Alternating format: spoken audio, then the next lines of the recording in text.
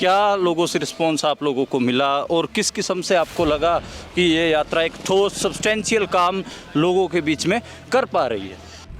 अंग्रेजों ने और क्या किया था? किताब में हम पढ़ते हैं ना, डिवाइड एंड रूल। यही तो काम था। तो जो डिवाइड एंड रूल कर रहा है वो देश का प्रेमी है कि देश का द्रोही है? मैं तो खुल के इन बीजेपी आरएसएस वालों को देशद्रोही बोलता हूँ। को हरियाणा को लेकर क्या कहना है कि इस यात्रा के मायने क्या हरियाणा को लेकर, क्योंकि मॉब लिंचिंग भी हमने मेवात में देखी। ये जो है यात्रा उस ऊर्जा को संचेत करके उस दिशा में लगाएगी जहां ये डबल इंजन की जो नफरत चल रही है उसकी काट बन सके। जो भारत जोड़ो यात्रा है वो फिजिकल एक्टिविटी कर रही है, रोड पे चल रही है, हर रोज 25 किलोमीटर चला रही है, लेकिन इसका आम जनमानस के चेतना पर क्या असर पड़ रहा है? नेशनलिज्म की जो पिच है वो बीजेपी आरएसएस की पिच है, राष्ट्रवाद, और उसी पर ही आप खेलने की कोशिश कर रहे हैं। कहीं आउट तो नहीं हो जाओगे? जिन लोगों ने इस देश की आजादी के लिए एक कतरा खून नहीं बहाया, अंग्रेजों से माफी मांगी, अंग्रेजों के वजीफे पे पले, उनका राष्ट्रवाद कब से हो गया?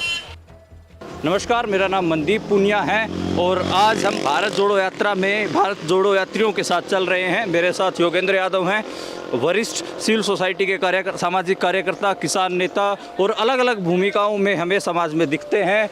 हर दिन इनका समाज के साथ काम करते हुए ही बीतता है। आज भारत जोड़ो यात्री की भूमिका में है। इनसे हम बात करेंगे कि भारत जोड़ो यात्रा के यात्री बनने की इन्होंने क्यों ठानी और इस यात्रा का मकसद क्या है। सर, सबसे पहले तो आपसे हम यही पूछना चाहेंगे कि आपने अब तक कितना सफ़र तय कर लिया है?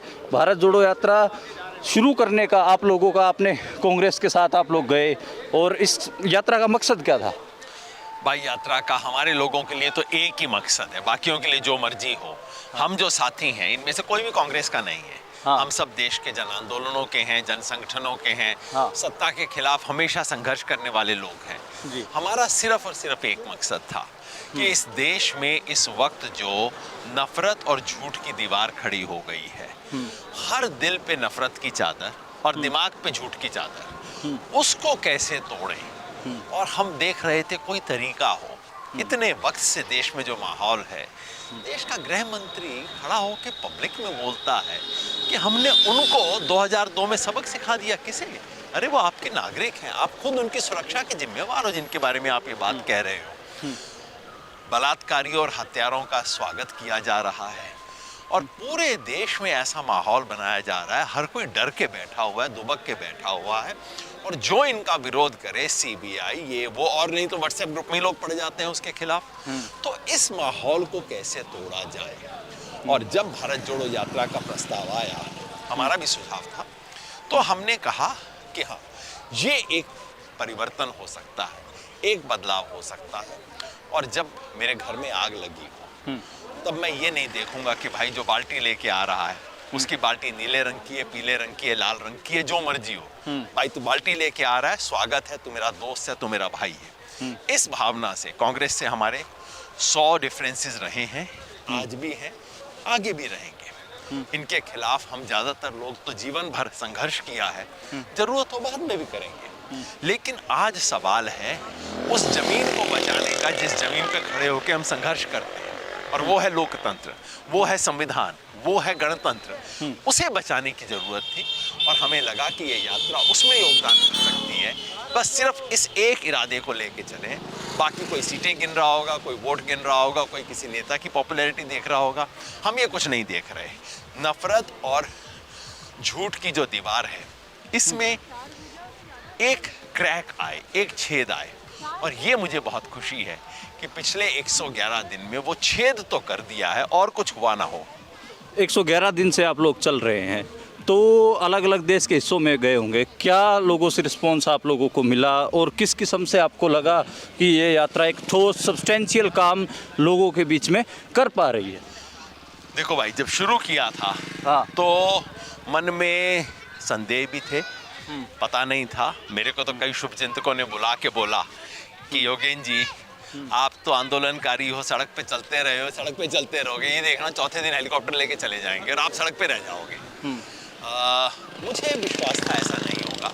राहुल गांधी से मेरी बात भी हुई थी, उन्होंने कहा भाई एक आदमी भी मेरे साथ ना चले, मैं तो चलूंगा और पैदल चलूंगा। तो मुझे भरोसा था, क्योंकि ये आदमी दो नंबर की बातें नहीं करता, कहना कुछ मीनिंग कुछ और, उस लिहाज से सीधा आदमी है। बोला उसने, मैंने कहा ठीक है अब करेंगे। और जो रेस्पॉन्स जनता का मिला वो उम्मीद से बहुत ज़्यादा था। और शुरू में तमिलनाडु से ही हो गया था। कन्याकुमारी से केरला वाली जो स्ट्रेच है, मैं समझता हूँ हमें 2 किलोमीटर नहीं मिले होंगे जिसमें जनता लाइन लगा के साइड में खड़ी ना हुई। इतना गजब रेस्पॉन्स। तो मैंने पहले सोचा कि भाई चलो यहाँ पे कांग्रेस की अच्छी स्थिति है, कन्याकुमारी में भी अच्छी स्थिति है कांग्रेस की अपेक्षा कर। कर्नाटका में आए, कर्नाटका में गजब रेस्पॉन्स। फिर हुआ कि भैया महाराष्ट्र और उसमें क्या होगा। पूरी यात्रा में सब जगह इतना रेस्पॉन्स रहा। अब आपने कल शाम का ही देखा होगा। कल शाम हम गुजरे यहाँ से शामली से होते हुए और एंटर करे आप हरियाणा में। शामली से हम आए थे, वो कस्बा कांदला के बाद कैराना में पूरा जैसे कस्बा सड़क के ऊपर आके खड़ा हो गया। और ये जगह है जहाँ कांग्रेस की कोई वजूद नहीं है उस इलाके में, पूरा कस्बा आके खड़ा हो गया। ऐसा काम कोई पार्टी नहीं कर सकती, ये काम कोई भाड़े के लोग नहीं कर सकते। जनता में एक उम्मीद दिखाई दी है, जैसे देश कह रहा हो कि भाई बहुत टाइम से हम वेट कर रहे थे, कोई तो लेके आए कोई बात। और इतने लोगों ने कहा भाई सब देर कर दी लेकिन चलो आ गए। तो ये रेस्पॉन्स है जिससे मेरे मन में बहुत उत्साह बना है। और देश में वो दुष्यंत की कविता है ना, आप कविता वगैरह में भी दिलचस्पी रखते हो, वो धीरे धीरे यहाँ का मौसम बदल रहा है, वातावरण सो रहा था, अब आंख मलने लगा है। इतना तो 110 दिन में हो गया, अब तो आंख मलने से भी आगे मामला बढ़ गया है।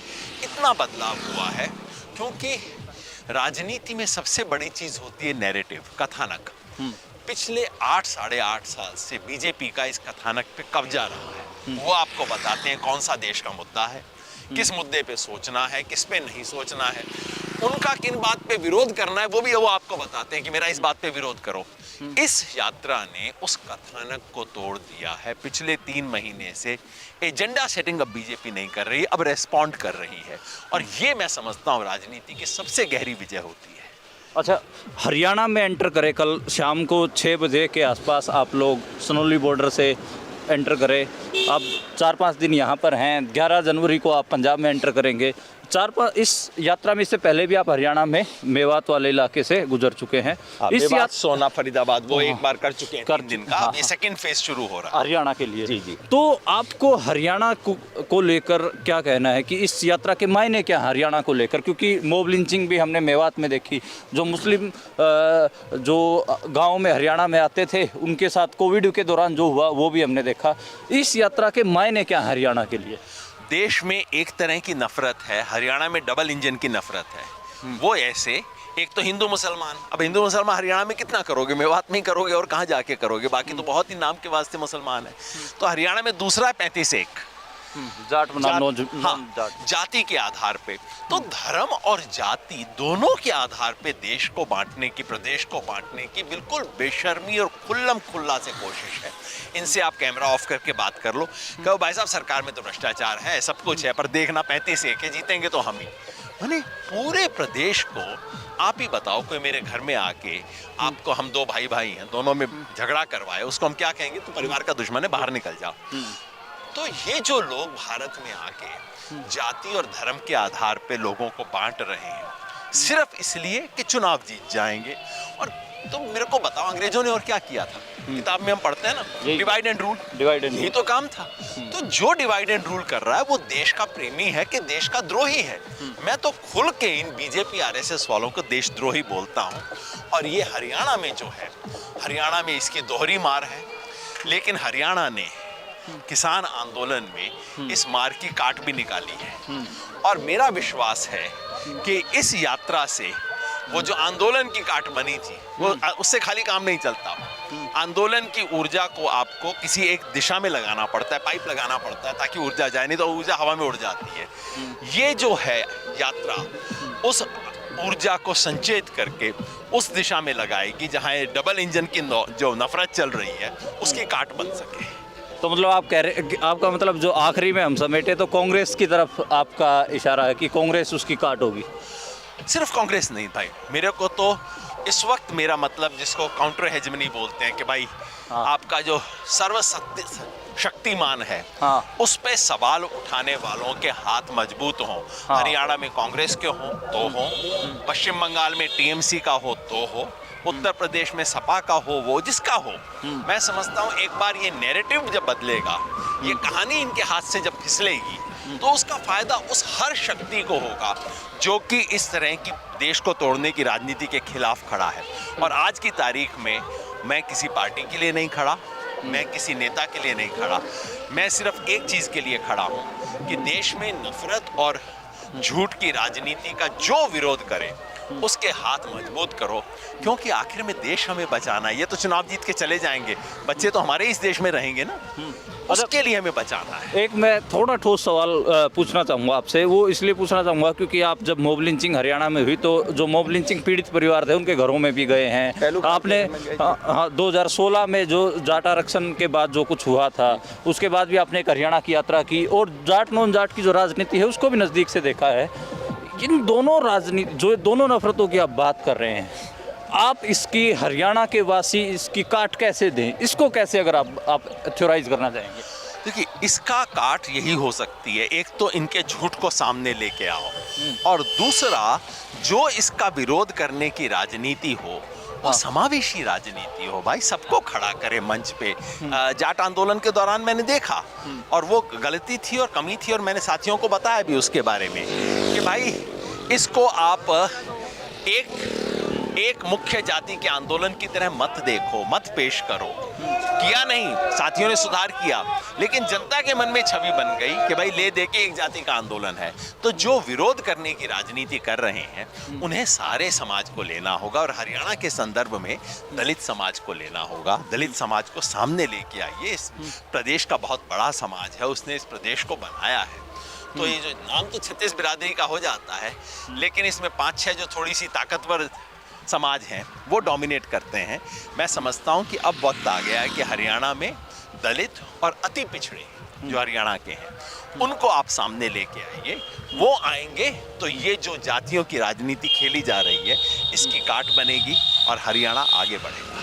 आप जिस इलाके से आते हैं उस इलाके में भी आपने देखा बीजेपी के ज़्यादातर लोग जीते हुए हैं, वहाँ पर अभी भी किसान बैठे हुए हैं जो कासन के पास जो धरना चल के पास कासन में जी बिल्कुल चल रहा है। हाँ, तो और अभी भी वहाँ पर ये कहा जाता है कि जो फ्यूडल किस्म की ताकतें वहाँ पर सक्रिय हैं, ये बोला जाता है पूरे हरियाणा में। मैं अपने मुँह से बोलता हूँ, उसमें क्या, मैं तो उस इलाके का हूँ, मेरे को क्या डर है कि मैं तो कहता हूँ भाई देश आज़ाद हो गया 75 साल, लेकिन ये जो दक्षिण हरियाणा है जिसको कई बार लोग अहीरवाल बोल देते हैं, किसी एक जाति से नाम देना नहीं चाहिए किसी का, उस इलाके की गुलामी आज तक खत्म नहीं हुई है। जो राव साहब करने वाली गुलामी है ना, ये नहीं गई है। एक परिवार, ना तो परिवार का राज खत्म हुआ है, ना गुलाम संस्कृति खत्म हुई है। और मैं समझता हूँ कि अब जैसे कासन में विरोध हो रहा है, मणेठी एम्स वालों ने करके संघर्ष किया, नारनौल में संघर्ष हो रहा है, वहाँ जो माइनिंग वगैरह है उसके बारे में, वो इलाका भी अब संघर्ष करना सीख रहा है। और जब सीखेगा, खड़ा होगा, अपनी आवाज़ उठाएगा, सच को देखेगा और सिर्फ एक जाति के विरोध के चक्कर में अपना पूरा समय, अपनी पूरी ऊर्जा बर्बाद नहीं करेगा, तब जाके हरियाणा में बदलाव आएगा। और मुझे विश्वास है कि अब इस नए बदलाव की लहर का दक्षिण हरियाणा भी उतना ही हिस्सा बनेगा जितना बाकी सब हरियाणा। जीटी रोड बेल्ट की बात करते हैं, आपकी यात्रा पानीपत से अंबाला तक जाएगी। जीटी रोड बेल्ट को आमतौर पर यह कहा जाता है कि बीजेपी के कब्जे का जगह है, और क्योंकि करनाल से खुद मुख्यमंत्री भी लड़ते हैं, लेकिन किसान आंदोलन में एकदम परिदृश्य बदल गया। जीटी रोड ही सबसे ज़्यादा खड़ी भी हुई। इस यात्रा के जीटी रोड से निकल रहे हैं आप, क्या मायने होंगे जीटी रोड के लिए, और जीटी रोड पे जो ज़िले पड़ते हैं उनमें बदलाव के आप क्या समीकरण देखते हैं? क्योंकि अंबाला में आम आदमी पार्टी भी दाव कह रही है कि हम लड़ेंगे। सबका अधिकार है, सबको चुनाव लड़ना चाहिए, मगर कोई मुद्दा लेके आए तो जैसा आपने ठीक कहा कि जिस इलाके को पेश किया जा रहा था बीजेपी, वो है तो किसानों का इलाका ना, किसान खड़े हुए। और मैं दूसरी बात बताऊं, सबसे बड़ा किसका, ये बेरोजगारों का इलाका है। यहाँ शिक्षा है और भारी बेरोजगारी है। तो जीटी रोड को किसी जाति या किसी पार्टी का नहीं, किसान और बेरोजगार के इलाके के रूप में आप देखिए, शिक्षित बेरोजगारी भयानक है, क्योंकि शिक्षा ज़्यादा है, रोजगार है नहीं। शिक्षित बेरोजगारी की भयानक स्थिति है और इस यात्रा के दौरान भी हमारी कोशिश होगी, हमने विशेष तौर पे बेरोजगारों के साथ संवाद आयोजित किया है कि बेरोजगारी और किसानी के सवाल को उठा के इसको खड़ा किया जाए तो फिर बदलाव होगा। ये कोई रहस्य इलाका है, इसके चारों तरफ लोग आने, हाँ, आप देखेंगे तो चारों तरफ इसके लोग खड़े हुए हैं और यात्रा के स्वागत कर रहे हैं। एक आखिरी छोटा सा क्रिटिकल सवाल मैं ले लेता हूँ। ये मुझे लगा कि एक पत्रकार के तौर पर इतना स्पेस आप जरूर देंगे कि एक क्रिटिकल पूरा स्पेस है हमेशा। आप बताइए, कभी आपके किसी सवाल का मैंने इनकार किया जवाब देने से? तो मेरा तो नापसंद तो अलग बात है। तो मेरा सवाल ये रहेगा आपसे कि जो भारत जोड़ो यात्रा है वो फिजिकल एक्टिविटी कर रही है, रोड पे चल रही है, हर रोज़ 25 किलोमीटर चला रही है, लेकिन इसका आम जनमानस के चेतना पर क्या असर पड़ रहा है? ये तो कुछ सब्सटेंशियल दिख नहीं रहा है कि मतलब आप लोग कुछ सभाएं आप लोग करते हों या फिर आप लोग मतलब लोगों को एजुकेट करते हो, पॉलिटिकल क्लासेस उनकी करते हो, ऐसा कुछ भी नहीं दिख रहा है ना। कोई मतलब आप सिर्फ फिजिकल लेबर दिख रही है आप लोगों की कि चल रहे हैं। देखो, कोई भी जो यात्रा होती है उसमें पहले तौर पे तो दिखता है पद यात्रा। आप अगर इस एक से कदम और बढ़ के मुझसे पूछ सकते थे, आप ये भी कह सकते थे कांग्रेस का रोड शो दिख रहा है, ये तो हाँ, इसमें भी कोई संदेह नहीं है ना। पहली नज़र में आपको केवल पद यात्रा दिखेगी और एक रोड शो दिखेगा, लेकिन दो बात मैं कहना चाहता हूँ। एक तो ये कि हर पद यात्रा इस देश में मानस की यात्रा होती है, विचार की यात्रा होती है, कुछ दिखता है कुछ नहीं। इसमें वो जरूर है यात्रा, आप देखेंगे पोस्टर बैनर तो लोगों के नेताओं के चेहरे और ये सब आपको ज़्यादा दिखाई दिए देंगे, वो सब चीज़ें दिखाई देंगी। लेकिन मैं आपको बताऊं, ये यात्रा अपने आप में संदेश है। भारत जोड़ो, भारत जोड़ो। जैसे ही आप भारत जोड़ो बोलते हो, आपको लगता है अच्छा किसी ने तोड़ा है क्या, कुछ गड़बड़ है क्या? ये यात्रा कई बार यात्रा का संदेश होता है, कई बार यात्रा अपने आप में संदेश होती है। जो नेशनल अपने आप में संदेश है, और जो आप बात कह रहे हो अनइम्पॉर्टेंट नहीं है, पर मैं कहता हूँ वो सारा काम यात्रा के बाद शुरू होगा। इस यात्रा का असली काम 30 जनवरी को जब श्रीनगर पहुँच जाएंगे उसके बाद शुरू होगा।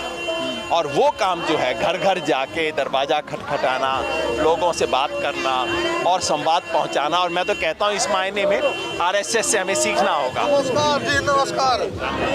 दूध बिना, अच्छा दूध भाई, ये तो दूध आ गया, गुड़ भी आ गया। वादा किया था आपसे। मेरा भाई सबसे प्रिय चीज़ यही है, सर्दी के मौसम में दूध और गुड़ का मतलब, कोई बचपन में होता था कि पहले गुड़ खत्म हो गया तो और दूध लेना पड़ा, दूध खत्म हो गया तो और गुड़ लेना पड़ा, तो यही सिलसिला चलता रहता था। अच्छा, थोड़ा मीठा खा रहे हैं, लेकिन थोड़ी कड़वी सी बात कर लेता हूँ मैं, मतलब क्रिटिकल सवाल लेता हूँ। छोटा सा सप्लीमेंट्री सवाल है कि ये कह रहे हैं कि लोग नेशनलिज्म की जो पिच है वो बीजेपी आरएसएस की पिच है, राष्ट्रवाद, और उसी पर ही आप खेलने की कोशिश कर रहे हैं, कहीं आउट तो नहीं हो जाओगे? राष्ट्रवाद की पिच कब से बीजेपी आरएसएस की पिच हुई? जिन लोगों ने इस देश की आज़ादी के लिए एक कतरा खून नहीं बहाया, एक इनका शहीद हुआ हो तो बता दो, एक आदमी फांसी पे चढ़ा हो तो बता दो, जिन लोगों ने इस देश की आज़ादी के लिए एक कतरा खून नहीं बहाया, अंग्रेजों से माफ़ी मांगी, अंग्रेजों के वजीफे पे पले, उनका राष्ट्रवाद कब से हो गया? इस राष्ट्रवाद को वापस इस देश के पास लाने की ज़रूरत है, जनता का राष्ट्रवाद। और अगर ये यात्रा वो काम कर रही है, मुझे तो गर्व है कि अगर हम अपने राष्ट्रवाद को अपने साथ लें, क्योंकि हमारा राष्ट्रवाद पड़ोसी से घृणा करने का राष्ट्रवाद नहीं है। हमारा राष्ट्रवाद अफ्रीका से, साउथ अमेरिका से, दक्षिण एशिया से रिश्ता बनाने का राष्ट्रवाद है। ये पॉजिटिव राष्ट्रवाद है। भारत का राष्ट्रवाद को हिटलर का फेडरल इश्यूज का क्या होगा? फेडरल इश्यूज का अगर सेंट्रलाइजेशन बढ़ेगी, एक खाली राष्ट्रवाद के नाम पे ही, फेडरल इश्यूज का क्या होगा? फेडरल, मेरे भाई, मेरा देश का राष्ट्रवाद, क्योंकि आप पंजाब में जा रहे हैं, पंजाब में फेडरल इश्यूज बहुत मायने रखते हैं। भाई, मेरा राष्ट्रवाद है पंजाब, सिंध, गुजरात, मराठा, द्राविड़, उत्कल, बंगा। इस दुनिया का कोई देश है जिसके राष्ट्रगान में उसके इलाकों और संस्कृतियों का जिक्र हो? मेरा भारत का राष्ट्रवाद हमेशा अनेकता में एकता का जो राष्ट्रवाद, विविध भारती जो है, वो हमारा राष्ट्रवाद है। ये यूरोप का राष्ट्रवाद जो कि आरएसएस वालों ने उधार लिया है, वो इस देश का राष्ट्रवाद नहीं है। और उस सही, सच्चे, पॉजिटिव, विविध भारती वाले राष्ट्रवाद को लाना अगर इस यात्रा का उद्देश्य है तो मेरा तो सीना गर्व से फूल जाएगा। जी, ये योगेंद्र यादव थे और भारत जोड़ो यात्रा के यात्री हैं। पिछले 111 दिन से चल रहे हैं। अभी हरियाणा में सेकंड फेज में ये वॉक कर रहे हैं। पानीपत आज पहुंचेंगे, उसके बाद 4 दिन और चलेंगे हरियाणा में और करीबन ये 100 किलोमीटर का दायरा है जो ये तय करेंगे। और उन्होंने बिल्कुल आराम से, बड़े लंबे, सहज तरीके से आप लोगों को बताया कि इनकी यात्रा का मकसद क्या है। हमने थोड़े बहुत क्रिटिकल सवाल पूछने की कोशिश की। जब यात्रा ख़त्म हो रही होगी तब इनका ज़रूर एक इंटरव्यू करेंगे, वो थोड़ा क्रिटिकल रखेंगे। उसमें कोई भी इनसे एक्सप्लेनेटरी सवाल नहीं पूछेंगे, बल्कि ये जो इंटरव्यू था ये आपके लिए एक्सप्लेनेटरी था। शुक्रिया।